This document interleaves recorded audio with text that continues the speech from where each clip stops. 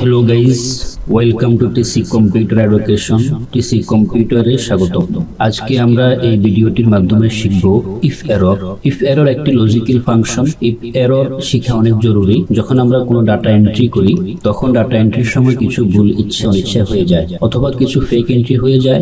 বিভিন্ন ধরনের শীট আমাদেরকে তৈরি করতে হয়। ওই শীটগুলো তৈরি করার সময় যদি কোনো ভুল হয় তাহলে বিভিন্ন ধরনের এরর আমাদের সামনে প্রদর্শিত হয়, যার কারণে আমরা ভালো একটি রিপোর্ট বানাইতে পারি না এবং আমাদের সময় লস হয়। ওই এররগুলো কেন আসে, কিভাবে আসে এবং কিভাবে সলভ করতে হয়, সময় বাঁচাতে পারি। চলুন আজকে আমরা তাহা শিখে আসি। চ্যানেলটি যদি নতুন ভিজিট করে থাকেন তাহলে আশা করি সাবস্ক্রাইব করে রাখবেন। Let's get start. সর্বপ্রথম আমরা বেসিক থেকে শিখব। এখন এখানে আমি কিছু শীট তৈরি করে রেখেছি আপনাদেরকে বোঝার জন্য।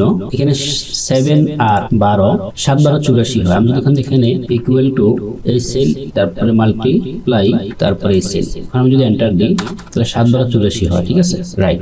অর্থাৎ নিউমেরিক্যাল ভ্যালুর মধ্যে কি হয়, মাল্টিপ্লাই হয়। আমি এখন এখানে যদি অ্যালফাবেটিক্যাল ভ্যালু করে দিই, এবিসি করে দিলাম, তখন এবিসির সাথে কি 12 গুণ হবে? হবে না, কারণ এটা হলো নিউমেরিক্যাল ভ্যালু আর এবিসি হলো অ্যালফাবেটিক্যাল ভ্যালু। এই জন্য এখানে আমাকে সে বলতেছে, আশ্চর্য বলতেছে সফটওয়্যারে যে হোয়াটস হ্যাপেন, কি হচ্ছে, আপনি কি দিলেন, কি সাথে কি করতে চান, এটা আর কি এক্সক্লেমেশন সাইন, যেটা আমরা আশ্চর্য হই বা আশ্চর্যবোধক বাক্যের পরে ইউজ করি। তো হ্যাশট্যাগ ভ্যালু, তারপরে কি এক্সক্লেমেশন সাইন।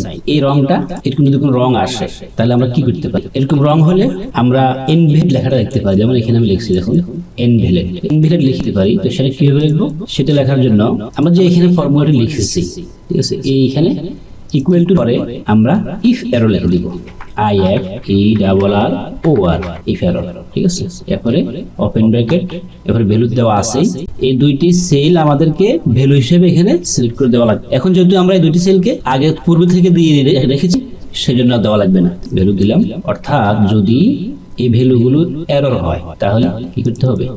কমা দিয়ে ডাবল কোটেশনের ভিতরে আমি লিখে দিব ইনভ্যালিড, কেমন INALID, ইনভ্যালিড। ক্লোজ ব্র্যাকেট করলাম, এন্টার দিলাম। দেখুন এখানে ইনভ্যালিড লেখাটি চলে আসছে। আর যদি আমরা কোনো লেখা দিব না, তাহলে ব্ল্যাঙ্ক রাখবো, তাহলে আমরা এখানে যে ডাবল কোটেশনের ভিতরে যে ইনভ্যালিড লেখাটা লিখেছি সেটা আমরা তুলে দিলাম। এখন আমরা এন্টার দেব, তাহলে কোনো লেখা আসবে না, এটা ব্ল্যাঙ্ক আসবে, খালি আসবে। দেখুন এটা খালি আসছে, এর কোনো কিছুই আসে না। আরেকটি এরর আছে, সেটা হচ্ছে যে দেখুন আমি এখানে 3 বার এটাকে সাম করবো। দেখুন প্রথমে আমি এটা তুলেছি, এটাকে তুলে দিলাম।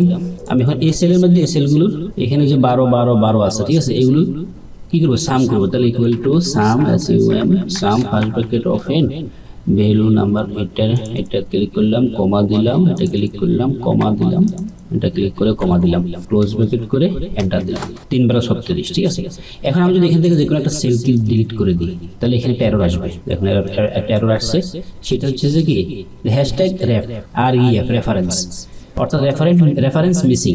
এরপরে কি এরপরে হচ্ছে এক্সক্লেমেশন সাইন, অর্থাৎ আশ্চর্য, সেই রেফারেন্স নিয়ে খুঁজতে পাচ্ছে না। তো রেফারেন্স, এই এররগুলো রিমুভ করার জন্য আমরা একটা ট্রিক্স অবলম্বন করতে পারি। সেটা হচ্ছে যে আমরা ফাইন্ড রিপ্লেসে যাব, কন্ট্রোল ধরে F ক্লিক করব, ক্লিক করার পরে রিপ্লেসে যাব। রিপ্লেসে গিয়ে আমরা এখানে লিখে দিব, ফাইন্ড হোয়াইট বক্সে লিখে দিব হ্যাশট্যাগ REF এক্সক্লেমেশন সাইন, তারপরে রিপ্লেস উইথ বক্স ব্ল্যাঙ্ক থাকবে, খালি। এবার আমরা রিপ্লেস অল, ওকে। দেখুন এররটা চলে গেছে, চলে গিয়ে এখন এখানে কত আসছে? দেখুন এখানে 24 চলে আসছে। আগে ছিল 12 3টা, এখন 2টা, 12 2 24। আগে ছিল 3টা, 3 12 36 ছিল এখানে। তো এখন যেহেতু 12 2টা, তো 12 2টাকে 12 2 24, এরর চলে গেছে। সঠিক ফলটা আমাদেরকে বসিয়ে দিয়েছি। নেক্সট, তারপরে আসুন আমরা এখানে, আমি এই ডাটাগুলো একটু কপি করি, এগুলো একটু কপি করলাম, পেস্ট করলাম, কেমন। তারপরে এখান থেকে এই পর্যন্ত আমি কপি করব, এখান থেকে এই পর্যন্ত আমি কপি পেস্ট করলাম। এখন আমরা কি করব? এখানে এই প্রোডাক্ট পার পিস, তারপরে কোয়ান্টিটি, প্রাইস কেজি, এখানে আমি টোটাল প্রাইস লিখলাম, ঠিক আছে, TOTAL। এখন পার পিস আর কোয়ান্টিটি, কিবোর্ড প্রতি পিসের দাম হলো 1250 টাকা। বেচা হয়েছে কোয়ান্টিটি পরিমাণ কত? 4। তাইলে আমরা পার পিসকে কোয়ান্টিটির গুণ দিব। এখানে আমি ইকুয়াল টু দিলাম, ইকুয়াল টু দিয়ে এসএল নিলাম, মাল্টিপ্লাই দিলাম, তারপরে এসএল নিলাম। তারপরে এন্টার দিলাম। যে 1250 কে 4 দিয়ে গুণ দিলে 1250 5000 চলে আসছে। তার মানে কিবোর্ড বিক্রি করা হয়েছে 5000 টাকা টোটাল। বড় করে দিই, ওকে বড় করে দিলাম। এখন আমি এটা নিচে দিয়ে ড্রপ করি, ড্র্যাগ করলাম। এখন প্রত্যেকটার ফলাফল চলে আসছে, কিন্তু যেগুলো খালি কোয়ান্টিটি নাই সেগুলো আমাদের 0 আসছে। এখন আমাদের 0 কি করতে চাই, 0 মুছে দিতে চাই। এখানে ইফ এরর ফাংশনটি ইউজ করতে হবে। তাহলে আমরা এখানে শুধু ইফ লিখবো, ইফ ওপেন ব্র্যাকেট দিব, ওপেন ব্র্যাকেটের ভিতরে আমরা এখানে লিখবো আমাদের কোয়ান্টিটি সেল নাম্বারটা কত R30, ঠিক আছে R30। তাহলে আমরা এখানে R30, ঠিক আছে R30 গ্রেটার দেন 0, ঠিক আছে। তারপরে ভ্যালু এই দুটি সেলকে যদি কি হয় R30 সেলটি 0 থেকে বড় হয়, তাহলে তুমি এই কাজটি করবে। কোন কাজটি? Q13 কে গুণ করবে, মাল্টিপ্লাই করবে R13 এর সাথে। আর যদি কোনটা R13টা 0 এর বড় না হয়, তাহলে তুমি এখানে ব্ল্যাঙ্ক লিখবা, ব্ল্যাঙ্ক রাখবা, ঠিক আছে। ওকে এন্টার দিলাম। এখানে ফর্মুলাটি টান দিয়ে নিচে দিয়ে ড্র্যাগ করব। দেখুন এখানে শূন্য ছিল, শূন্য না চলে গেছে, শূন্য চলে গেছে, ব্ল্যাঙ্ক আছে। যদি এটা ব্ল্যাঙ্ক, এটা ব্ল্যাঙ্ক, ওকে। তারপর আরেকটি ফর্মুলা, এটা হচ্ছে যে VLOOKUP-এর মাধ্যমে আমরা ইফ এররের VLOOKUP-এর মধ্যে যে ইফ এররগুলো আসে সেগুলো আমরা সলভ করতে পারি। দেখুন এখানে আমরা একটা VLOOKUP করছি, এখানে কাজটা আমি আবার করি। এখানে সেলটাকে একটু মার্জ করে নিই, এটাকে কপি করে এখানে রাখলাম, এই দুইটাকেও আমরা একটু মার্জ ক্রস করলাম। আমরা এখন এখানে VLOOKUP ফর্মুলা অ্যাপ্লাই করব, ঠিক আছে। তাহলে আমরা ইকুয়াল টু দিলাম, equal to VLOOKUP, BLOOKUP VLOOKUP first bracket open, lookup value হচ্ছে এটা। তারপরে আমাদের কি বলতেছে, লুকআপ ভ্যালু কমা টেবল অ্যারে হচ্ছে এটা, তারপর কি বলছে, তারপর কমা, হ্যাঁ কমা, তারপর কলাম ইন্ডেক্স নম্বর আমরা কোয়ান্টিটি টোটাল অ্যামাউন্ট পাবো, ঠিক আছে, টোটাল অ্যামাউন্ট সালভিত্তিক। তাহলে আমরা টোটাল অ্যামাউন্ট কত নম্বর কলাম আছে, 2 3 4 5 নম্বর কলাম, 5 দিলাম, কমা দিলাম, ইকুয়ালস 0 জন্য আমি 0 দিলাম, এই পলসের জন্য 0 দিলাম, ক্লোজ ব্র্যাকেট করে এন্টার দিলাম, ঠিক আছে। দেখুন এখানে সে নট অ্যাভেলেবল, তো কোনো কিছু পাই নাই। এখন এখানে যে আমরা এই যে ইয়ার্স ওয়াইজ বছর হিসেবে আমরা এখানে কি টোটাল সেল অ্যামাউন্ট দেখতে চাই, ঠিক আছে। তো বছর হিসেবে আমরা এখানে যে 2022 সাল আছে, 2020 21 23 বিভিন্ন সাল আছে, তো আমরা এখানে যদি 2022 লিখে দিই, 22 লিখে দিলাম। দেখুন 2022 সালে কিবোর্ড বিক্রি করা হয়েছে এই 1250 টাকা করে 25 পিস, টোটাল অ্যামাউন্ট 31,250 টাকা। এরকম ভাবে আমরা এখানে যদি এটাকে একটু সেন্টারিং করে দিই, সুন্দর লাগবে, সেন্টারিং করে দিলাম, একটু বড় করে দিই, বড় করে দিলাম। এখানে 2023 লিখি, 2023 লিখলাম। 2023-এ কি আছে, 2023-এ মনিটর 15 পিস বিক্রি করা হয়েছে, ঠিক আছে। এখন আমরা যদি এখানে এমন একটা সাল লিখি যে সালটা এখানে নাই, আমাদের শীটে নাই, তাহলে সে কি আসবে, এরর আসবে। আমরা এখানে যদি 2028 লিখি, নট অ্যাভেলেবল, ঠিক আছে।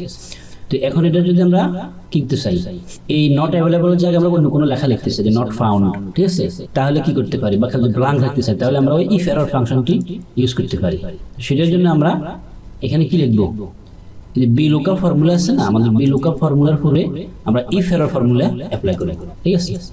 কিভাবে দেখুন, এখানে ইফ এরর, এরপরে VLOOKUP, তারপরে ভ্যালু দেওয়া আছে, তারপরে আমরা নট ফাউন্ড এই ডাবল কোটেশনের ভিতরে নট ফাউন্ড লেখা লিখে দিই। তো আমরা এখন VLOOKUP এর পরে ইফ এরর দিব, এখানে যে ইকুয়াল সাইন আছে, ইকুয়াল সাইনের পরে আমরা ইফ এরর লিখে দিব, IFERROR ইফ এরর, তারপরে ফার্স্ট ব্র্যাকেট ওপেন করলাম, নেক্সট, তারপরে আমরা আমাদের ভ্যালু দেওয়া আছে, ভ্যালুর পরে আমরা এখানে এই একটা কমা দিব, এদিকে একটা কমা দিব, কমা দেওয়ার পরে আমরা ডাবল কোটেশন লিখবো, ডাবল কোটেশন। এখন আমরা এন্টার দিব, এখন আমরা ডাবল কোটেশন, আমরা এখন ডাবল কোটেশনের পরে আমরা ক্লোজ ব্র্যাকেট করব, ক্লোজ ব্র্যাকেট করে এন্টার দিব। দেখুন এখন আমি যদি এখানে লিখি 2022 যদি আমাদের শীটে অ্যাভেলেবল থাকে তাহলে সেটা দেখাবে, অন্যথা দেখাবে না। দেখুন অ্যাভেলেবল আছে, এই জন্য সে দেখাচ্ছে। এখন এখানে যদি 2029 লিখি, দেখুন 2029 আসে নাই, এটা ব্ল্যাঙ্ক। তো এখন ব্ল্যাঙ্ক আমরা কিভাবে আনছি, এটা যে আমরা এখানে যে ফর্মুলাটা অ্যাপ্লাই করছি সেটা এখানে ইফ এরর দিয়ে লাস্টে আমরা কি ডাবল কোটেশন দিয়েছি ব্লাঙ্ক। এখন ডাবল কোটেশনের ভিতরে যে লেখাটা থাকবে সেই লেখাটা আমাদের এখানে শু হবে। যদি এখানে আমি এখন যদি ডাবল কোটেশনের ভিতরে নট ফাউন্ড লিখে দিই, NOT not found, FOUND not found, fine, enter দিলাম। দেখুন 2029 not found, fine, not found. এখন আমি যদি এখানে 2022 লিখি, আবার ফান্ড পাওয়া গেছে 31,250। ঠিক আছে বন্ধুগণ, এই হচ্ছে যে ইফ এরর সমস্যার সমাধান। ভালো করে প্র্যাকটিস করবেন, যত বেশি প্র্যাকটিস করবেন তত বেশি আপনি এক্সপিরিয়েন্স অর্জন করতে পারবেন, তত বেশি আপনি এক্সপার্ট হতে পারবেন। আর আমার চ্যানেলে যদি নতুন ভিজিট করে থাকেন তাহলে আশা করি অবশ্যই চ্যানেলটি সাবস্ক্রাইব করে বেল আইকন ক্লিক করে রাখবেন, আমার পাশে থাকবেন। ভিডিওটি যদি ভালো লেগে থাকে তাহলে অবশ্যই একটি লাইক, একটি কমেন্ট করে যাবেন, আপনার গুরুত্বপূর্ণ মতামত দিয়ে যাবেন। তো ভালো থাকেন, সুস্থ থাকেন, কামনায় আজকের জন্য সমাপ্ত করলাম। Thanks for watching this video till the end.